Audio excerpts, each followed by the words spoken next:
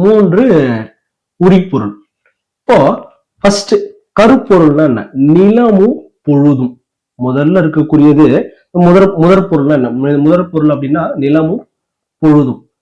ஒரு காலத்துல இருக்கக்கூடிய ஒரு நிலத்துல இருக்கக்கூடிய அந்த நேரத்தையும் அந்த நிலம் எவ்வாறு இருக்கு அப்படின்றதையும் சொல்லக்கூடியதுதான் முதற் பொருள்.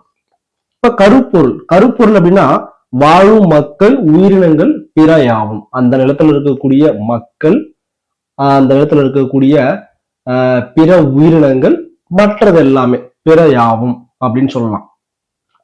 அடுத்து உரிப்பொருள் அப்படின்னா புலன்களும் பிரிதலும் இருத்தலும் ஊடலும் இரங்கலும் இறைவனின் நிமித்தம்.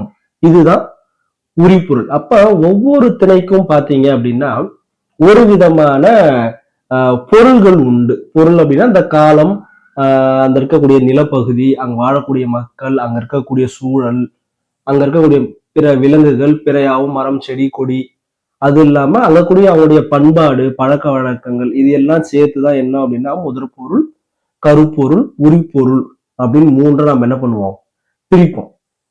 எப்படி ஒவ்வொரு நிலங்களுக்கும் ஒவ்வொரு விதமான தெய்வங்கள் உண்டோ அது போல ஒவ்வொரு நிலங்களுக்கும் தனித்தனியான வழிபாடுகள் உண்டு.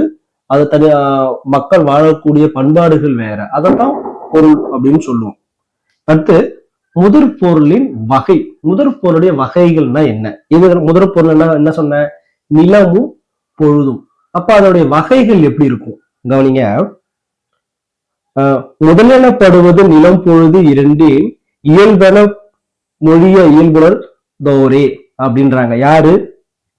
தொல்காப்பியர் சொல்றார். என்ன அப்படின்னா முதலெனப்படுவது நிலம் பொழுது இரண்டின் இயல்பென மொழிப இயல்புணர் தோரே அப்படின்னு தொல்காப்பியர் சொல்றார். இதனுடைய பொருள் என்ன அப்படின்னா ஒரு நிலத்துல இருக்கக்கூடிய அந்த நேரம், ஒரு நிலத்துக்கும் நேரங்கள் எப்படி இருக்கு, நேர வித்தியாசங்கள் எப்படி வேறுபடுது அப்படின்றத சொல்லக்கூடியதுதான் இந்த முதற் பொருள். ஃபர்ஸ்டே சொன்ன நிலமும் பொழுதும். ஒரு நிலத்துல இருக்கக்கூடிய பொழுது எவ்வாறு பிரியப்படுது அப்படின்றதுதான் இந்த முதற் பொருள்.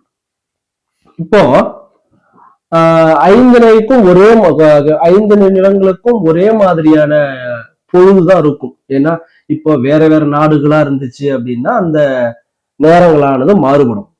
ஆனா இப்போ தமிழ்நாடு இல்லையா, அங்கங்க ஒவ்வொரு விதமான நேரங்கள் மாறுபடுவது கிடையாது. அப்ப எல்லா நேரங்களிலும் பார்த்தா அப்படின்னா எல்லா இடங்களிலும் ஒரே மாதிரியான நேரங்கள் தான் இருக்கும். இப்ப அந்த நேரங்களுக்கு இப்ப